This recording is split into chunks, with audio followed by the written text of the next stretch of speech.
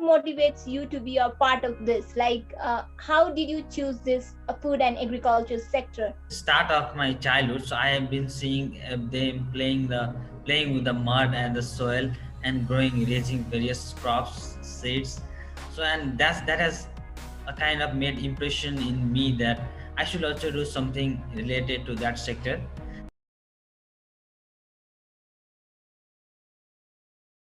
Hello everyone, welcome to the second episode of Hello Climate World. And today we have is Mr. Sagar Koirala. He has recently completed his Bachelor in Agriculture Science from Agriculture and Forestry University. He has been a part of a numerous agriculture, climate and SDGs platform. And currently, he is a youth ambassador of Real Food System. Welcome Sagar Dai. Thank you, Srishti. It's an honor to be in this program. We are pleased to have you, Dai. So how have you Same been here. doing, Dai? So everything is going on nicely. I'm teaching at school here in Dhading. So I teach to grade 9 and 10 students agriculture science. So I was basically involved in teaching and being involved with so many organizations, and that's all. Yes, so what have you been learning you are delivering now? Yeah, you can say kind of. So basically today we are going to talk on food security and climate. So before I go deeper into the topic, at first I want to ask is what kind of food do you prefer, Dai? Actually, I'm a vegetarian, so I prefer vegetarian food. I'm not Then a I'm also vegan. the same pinch.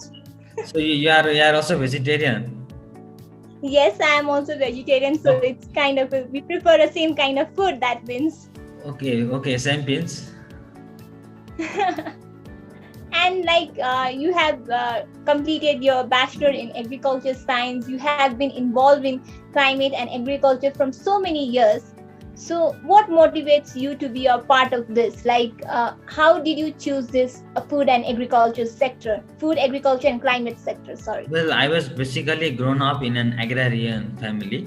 So my parents are still farmers, and my uncles and relatives are still farmers.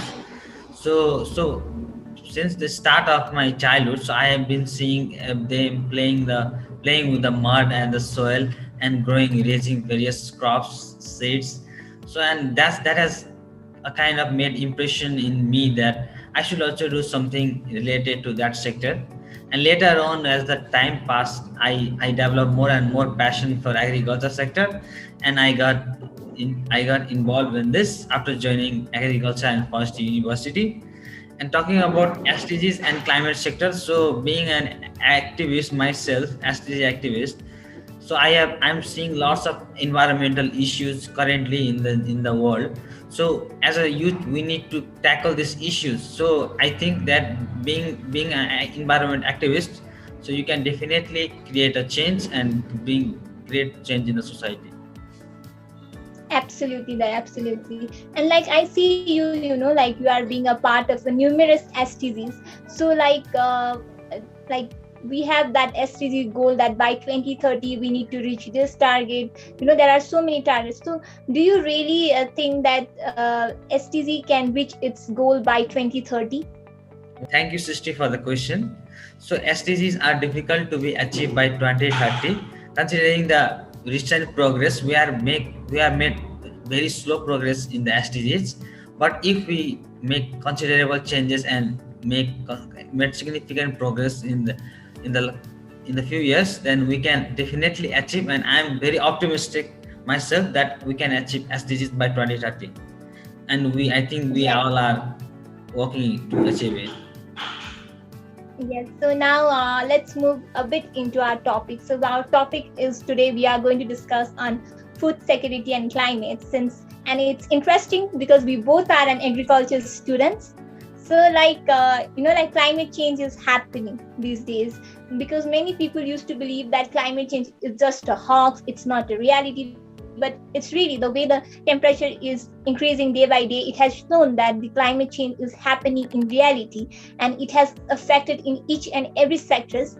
But agriculture is the most prominent field affected by climate change. So what do you think, how food production and its availability has been affected due to climate change? Thank you, Srishti, for the question. So in Nepal, not only in Nepal but in global scale, so food system is affected by climate change and other climatic hazards. So agriculture is the number one cause of greenhouse gas emission in the globe.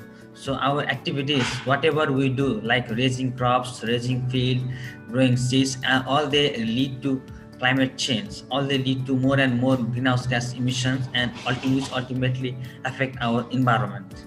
So we need to focus on the uh, we need to focus on finding the solutions for the problems, and there are lots of issues. For example, there is a problem of gender inequality.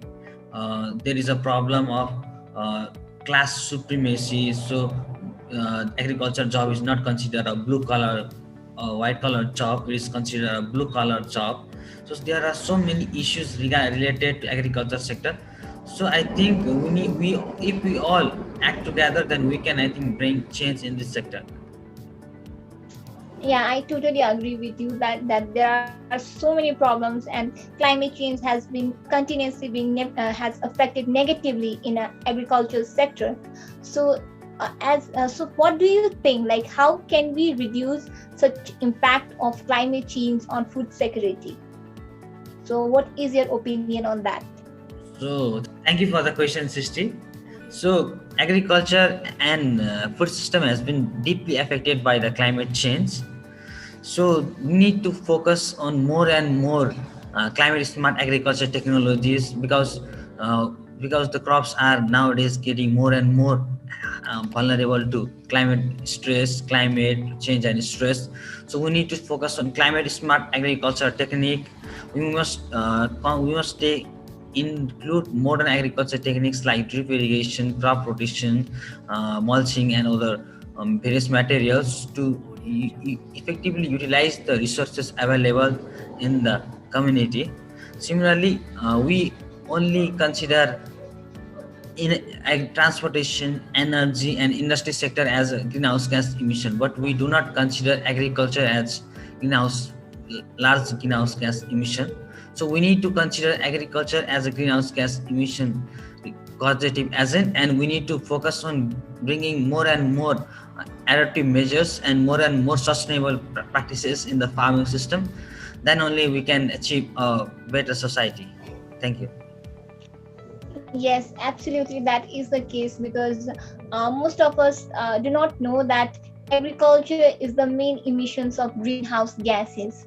So yes, and in today's context, of course, climate smart agriculture is something that we need to adapt it, and that should be something even taught to the rural farmers, because they are still following the traditional methods of farming.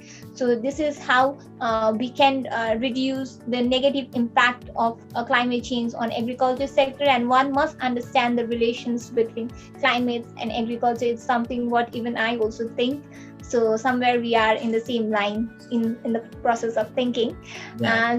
My next questions to you is like, if we see the poverty line of Nepal, though we have been doing progress in terms of reducing the poverty, but still 25% of the people are lying in the poverty line. So as agriculture is our main occupations, we are depending on agriculture.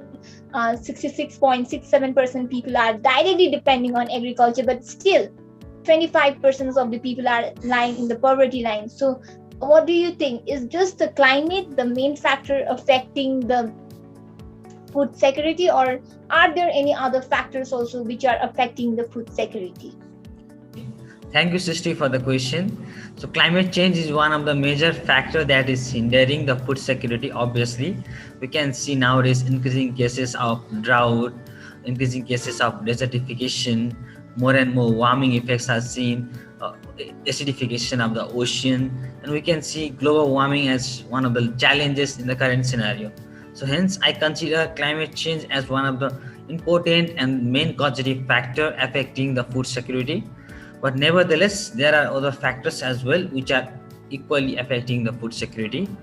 For For example, size of the population also determines how much is the landhold size, how much family members are present in a family. It also determines agriculture and food security. Similarly, urbanization and rapid industrialization also depend on